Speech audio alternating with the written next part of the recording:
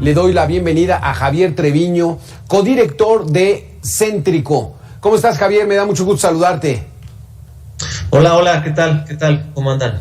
Interesante este tema de la tenencia, esa leyenda urbana. Fue creado este impuesto en la Ciudad de México para financiar los Juegos Olímpicos de México 68.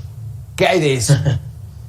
Mira, puede ser que sí, alguna vez nos metimos a buscarlo, pero digo, si fue cierto, en el 68, desde hace muchos años, muchas décadas, se ha convertido en un impuesto que sostiene las finanzas locales. Entonces, ahí sí, digo, puede haber iniciado alguna ocurrencia de legisladores o de Hacienda, pero en los hechos lleva muchas décadas funcionando como un elemento clave para que operen los gobiernos locales. Entonces, pues es un tema jocoso en principio, pero ya se convierte en un tema serio cuando hablamos de todo lo que puede financiar y financia de ello.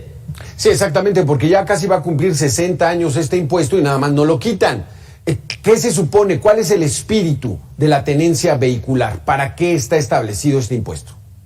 Pues es que lo que pasa es que no nos hemos puesto de acuerdo. Hay la tenencia era hasta 2012 un impuesto federal, y en el que había pues una misma narrativa, había una misma explicación de para qué servía, aunque quedara poco claro, había solo una.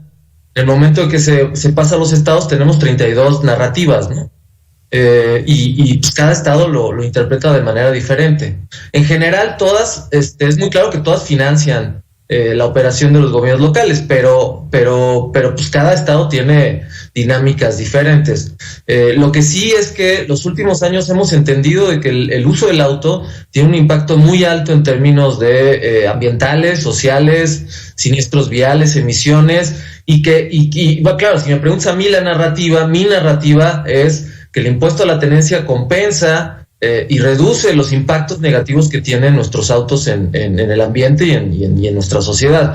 Pero ese es el discurso y la narrativa de algunos, ¿sí? Pero cada quien tiene su narrativa, ¿no? Entonces no hay nada claro, no hay nada claro. A partir del 2012, entonces ya cada quien que lo cobre, y entonces muchos lo han cambiado por el famoso refrendo. ¿Esto qué es? Esto es una ventaja si pagas anticipado, ya no pagas toda la tenencia, sino nada más una cuota establecida, ¿no? Sí, exacto. El refrendo paga una sola cuota independientemente del tipo de vehículo, y en ese sentido lo que sí es que el refrendo es mucho más injusto en términos fiscales, ¿no? Y recaudatorios, porque le cobra lo mismo a cualquier persona, al tipo de coche.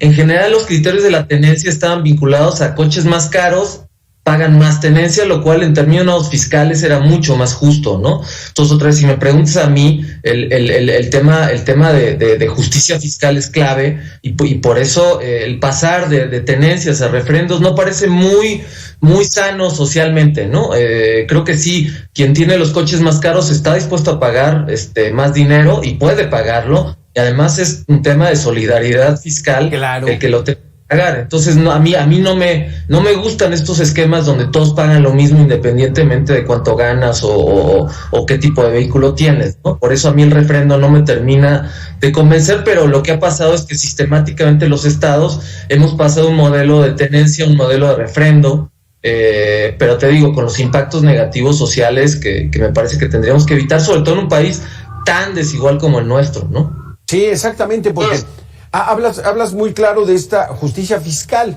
y creo que, pues bueno, todos lo entendían. Tengo un carro mucho más lujoso que el otro, pues tengo para mantener un carro así, pues tengo que pagar más impuesto, ¿no? Y creo que hasta ahí había cierto consenso, ¿no?, entre los automovilistas. Sí, ahí creo que no hay mucha discusión, pero lo que ha pasado cuando se estatizó, se pasó a los estados el impuesto, es que hay una especie de competencia que se da en otros temas. Por ejemplo, el tema predial también hay competencia, por ejemplo, para atraer inversiones.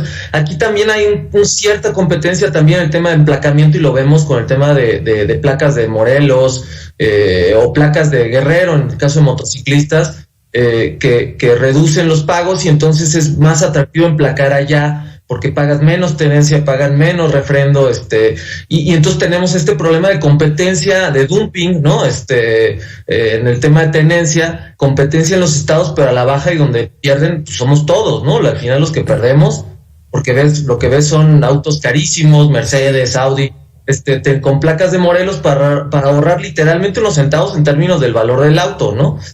Y al final todo eso implica menos impuestos, menos inversión pública, menos gasto en servicios, que además déjame decirte que hay una percepción de que el usuario o los usuarios del auto pagamos los impuestos que cubrimos los costos que generamos, y eso no es cierto. Estamos totalmente lejanos de eso. Hoy en temas de tenencia pagamos el 0.2% del PIB de tenencia, pero en impactos del uso del auto se estima que estamos en 2%. O sea, estamos pagando por tenencia 10 veces menos de lo que estamos pues transmitiendo el costo ambiental y social a los demás, ¿no? Entonces, creo que sobre el tema de la agenda tiene que quedar muy claro que los que usamos auto tenemos que pagar muchísimo más de lo que estamos pagando, como en otros países.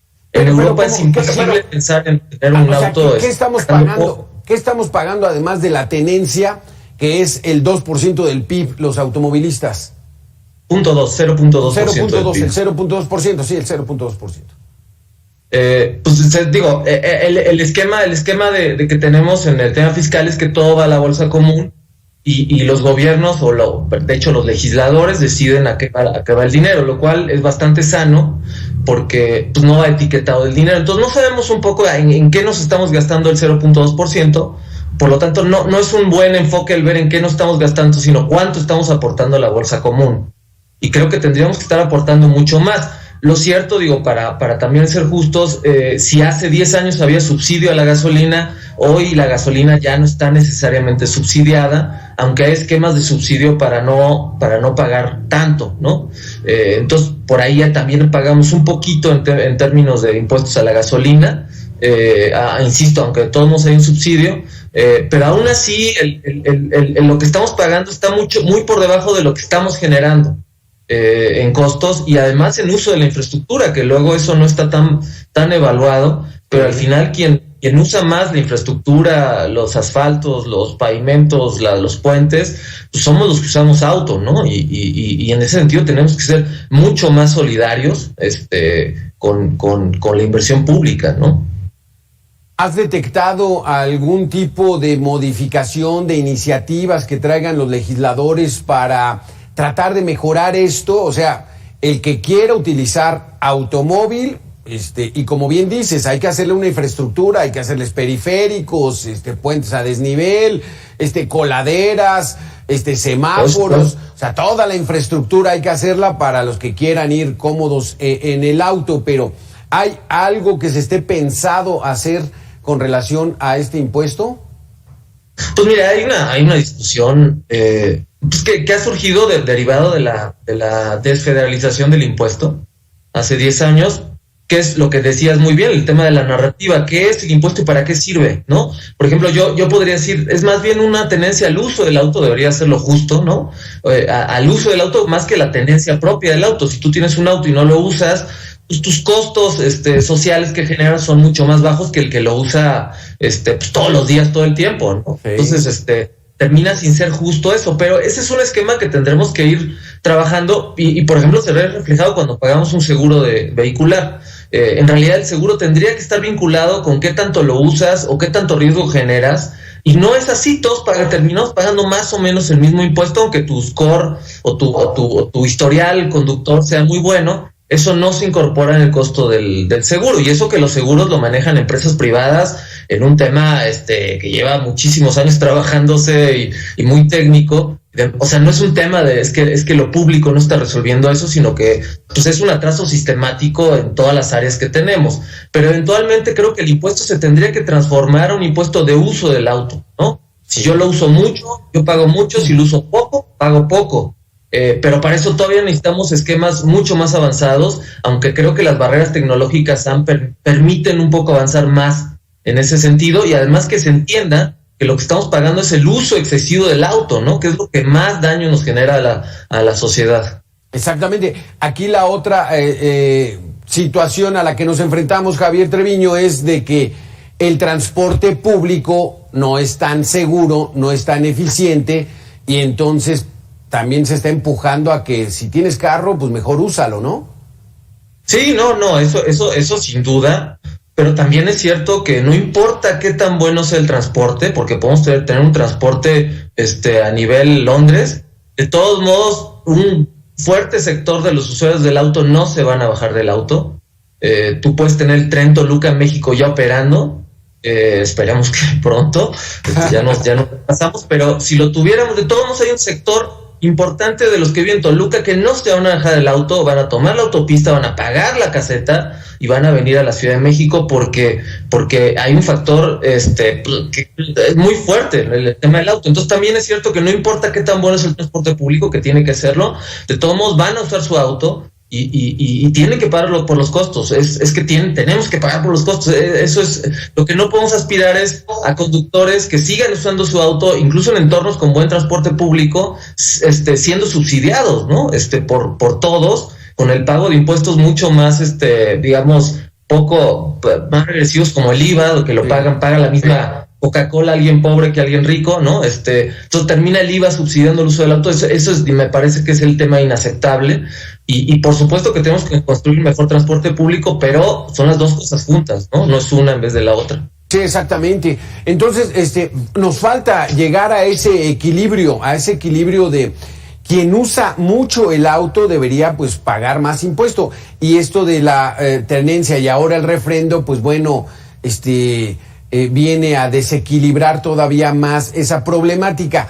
Y no sabemos entonces, Javier, no sabemos exactamente para qué se usa el dinero de la tenencia vehicular.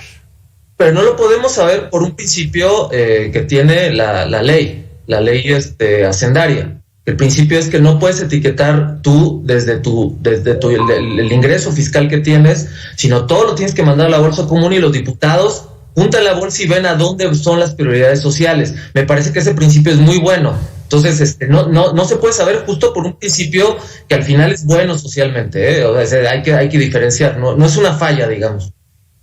Exacto. Que bueno, esperemos que sea canalizado a las mejoras del bien común, ¿no? A las mejoras de la sociedad.